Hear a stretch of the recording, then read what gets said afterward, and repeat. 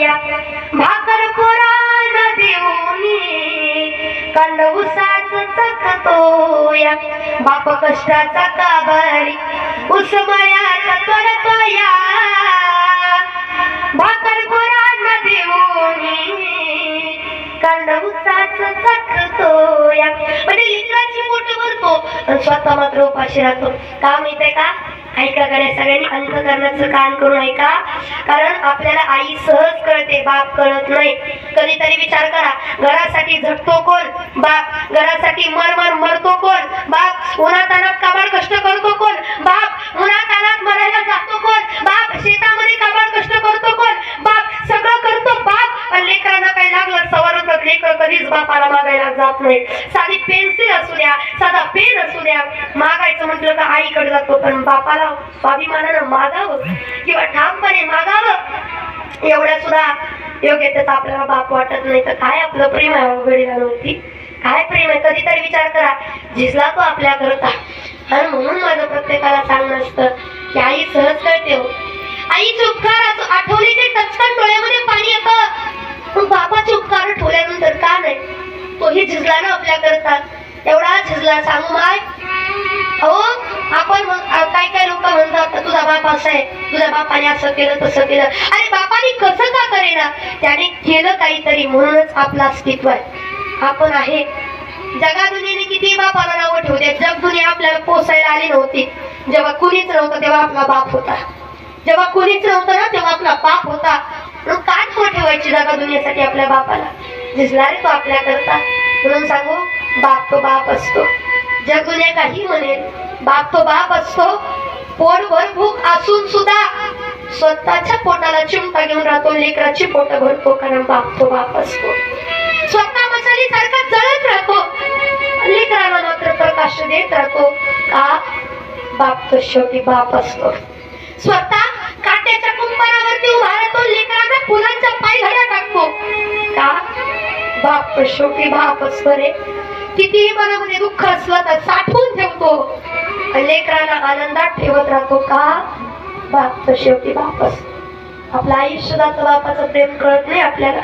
झिजला तो आपल्या करता. इथे एवढ्या माझ्या ताया बसले. तायानं सांगू, आपल्यावरती जेवढं बापाचं प्रेम असतं ना तेवढं कोणाचंच नसतं, कोणाचंच नाही.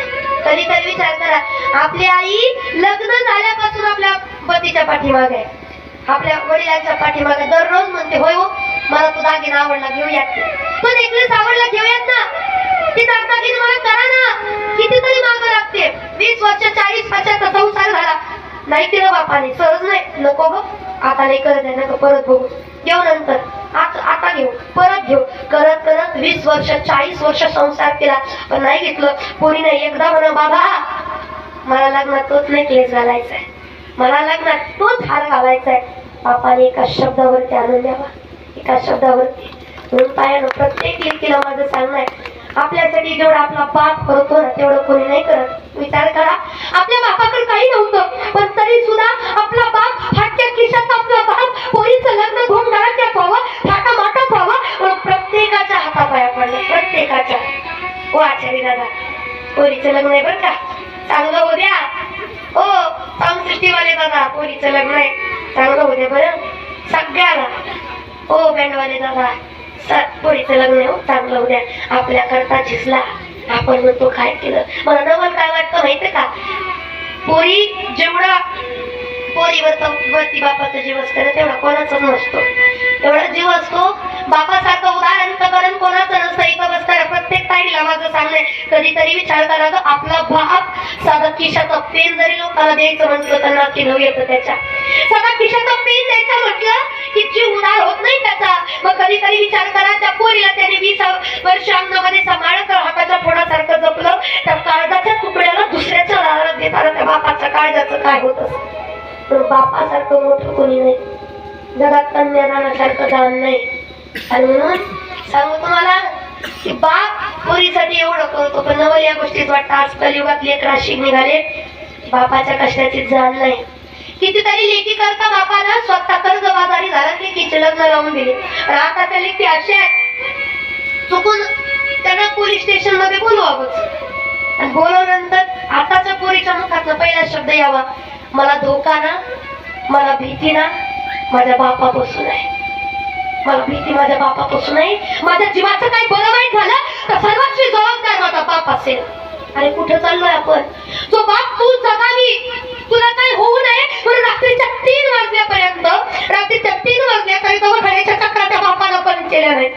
अरे दाद्या, तू तापाने फनफन करत होता, शेजा पाजाराला नव्हती तुझी काळजी, फक्त तुझ्या बापाला तुझी काळजी होती. तुझा ताप उतरावा म्हणून रात्रीच्या 3 वाजल्या तरी दवाखान्याच्या चक्रा त्याने बंद केल्या नाही. का? माझं पोरग बरं व्हावं.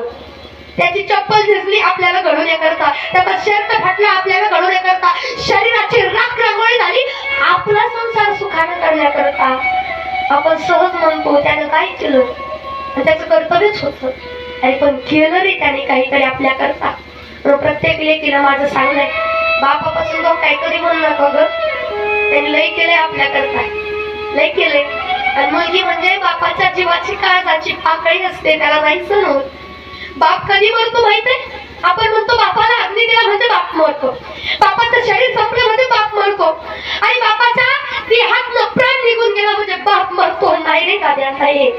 ज्यावेळेस त्याची लेकरं जिवंतपणे त्याला म्हणतात, बाबा काय केलं आमच्यासाठी, काय केलं आमच्यासाठी, त्या दिवशी बाप जिवंत असून मेल्यात जमा असतो. काय बाबांच्या डोळ्यात पाणी आलं म्हणून सांगू, बाबा काही नका करू आयुष्यात.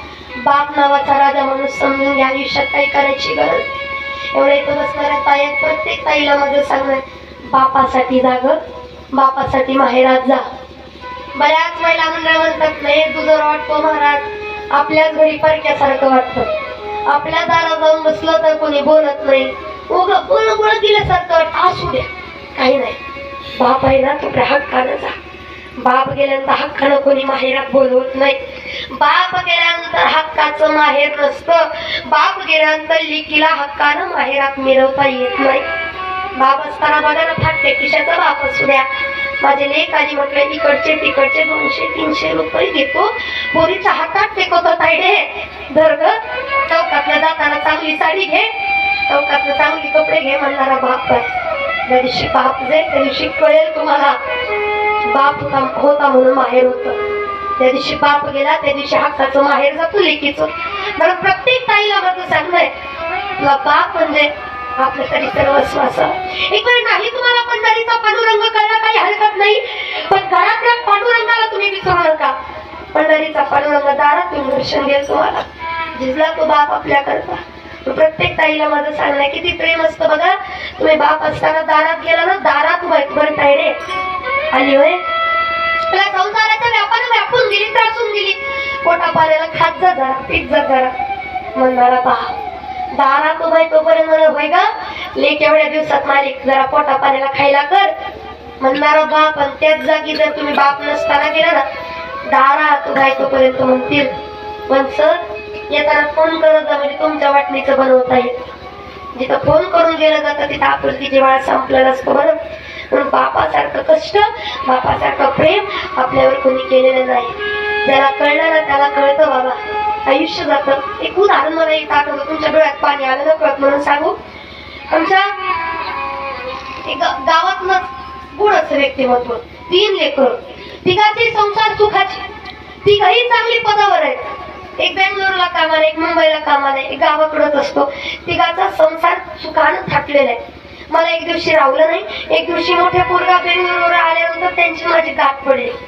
मी सहज विचारलं, का विचारलं माहितीये का?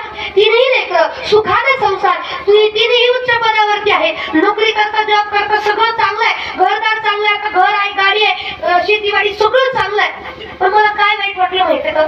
एवढं चांगलं असून सुद्धा गावामध्ये ओळख काय माहितीये का? दारुड्याची पोर आहे. गावामध्ये ओळख काय आहे? दारुड्याची पोर आहे. मला राहवलं नाही. त्याचा मोठा मुलगा दिसल्यानंतर मी सहज विचारलं, म्हणलं दादा तुम्हाला या गोष्टीचं कधी वाईट नाही वाटत? तुम्ही एवढ्या मोठ्या पदावरती पोहोचलात, आज एवढं मोठं नाव आहे, आज तुम्ही उच्च पदाला गेला, तुम्ही नोकरी करता, तुमचं कमवता, कशाची कमतरता नाही, पण तरी सुद्धा अख्खं गाव तुम्हाला दारुड्याची पोरं म्हणतात. हे वाईट वाटत नाही तुम्हाला? त्याने फार गोड मार्मिक उत्तर दिलं. ते काय म्हटले माहितीये का? महाराज का वाईट वाटून घ्यायचं? आमचा बाप दारुडा होता तर होता, ठीक आहे, काही हरकत नाही, पण आम्ही वाईट का वाटून घ्यायचं? आम्ही का वाईट वाटून घ्यायचं जग दुनिया काय म्हणतंय ते. आमचा बाप जेव्हा दारू पित होता लहानपणी, आम्ही उघड्यावरती आमचा संसार आलेला होता. आमची आई 300 रुपयाला 200 रुपयाला दुसऱ्याच्या रानात बरोबर काम करायला जायचे. तेव्हा हे म्हणणारी लोक आम्हाला पोचाय नव्हती आली. आम्ही भाऊ एकमेकाची पोट भरायचो. आणि त्या बापाला वाईट का म्हणावं. भले तो दारू पित होता हो महाराज, पण आमचा बाप होता की हो. आमचा बाप आहे ना तो, त्याला वाईट का म्हणावं. त्याने जरी दारू पिली असली ना महाराज, तरी आम्ही कधीच त्याला वाईट म्हटलं नाही. का माहितीये का, दारू पिलेल्या अवस्थेमध्ये सुद्धा घरी येताना पोंगळ्याचं पुढं आणायचं आम्हाला खायला. आम्हाला उपाशी नाही राहू दिलं त्याने त्या अवस्थेत सुद्धा. त्याला वाईट म्हणण्याचं कारणच नाही. जर खरंच त्याला वाटलं असतं तर आपली कुठं लेकरं आहे, आपली कुठं बायका पोरं, आपलं काहीच नाही, हे काहीच नाही, आपण आपल्या आपल्या आनंदात जगू असं वाटलं असतं, कधीच रानाचं रात्रमुळे करून ठेवली असती. रान ठेवलं नसतं, पैसा घरदार काही ठेवलं नसतं. पण त्याने कुठंतरी आमचा विचार केला. हा, परिस्थितीमुळं जरा डोक्याला टेन्शन आलं असेल, काहीतरी पिलं असेल दारू, म्हणून आम्ही जगा दुनियाचं ऐकून त्याला वाईट म्हणायचं नाही कडे. नाही, उलट आम्हाला कसाही असू द्या, आमचा बाप आमच्याकडे याचं स्वाभिमान आहे. कसाही असू द्या, तो दारू पिऊन पडू द्या, पण तो आज आमच्या दारात आहे. आणि आता लेकरं चांगल्या पदाला लागली, सगळं चांगलं झालंय. बापाने आमच्या दारू सोडली, वारी करायला ना बास, अजून काय पाहिजे आम्हाला. चांगल्या मार्गाला लागलाच की हो, पण तो होता म्हणून आमचं अस्तित्व आहे. मला वाटतं लेकरांनो, आपण आपल्या बापाप्रती एवढं प्रामाणिक असलं पाहिजे. जगातून किती नावं ठेवल्या, माझा बाप माझ्याकरता झिजलाय, माझ्या बापाने माझ्यासाठी काबाड कष्ट केले, याची जाण असली पाहिजे आपल्याला. त्याने केलं आपल्याकरता. आणि म्हणून पण वाईट या गोष्टीचं वाटतं की किती बाप सांगितलं बाप कळत नाही, बाप कळत नाही. म्हणून गोष्ट बापाची सांगताना उरी हुंदा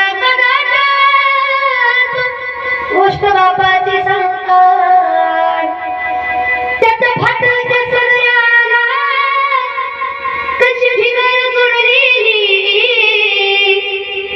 उभ्या आयुष्याला त्यात कशी काटायला लावलेली. त्यानं बघितली स्वप्न पाला उसाचा काढता, उरी हुंदा कदाट गोष्ट बापाची सांगतात.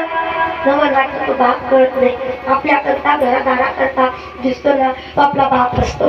मग बापानेही दिलं. मग इथं महाराज किती महिने सांगतात की जशी तुमच्या आमच्या वडिलांनी आपल्याला काय दिली, धनाची मिरास दिली, पण माझ्या वडिलांना मला एकच मिरास दिली. काय मिरास दिली,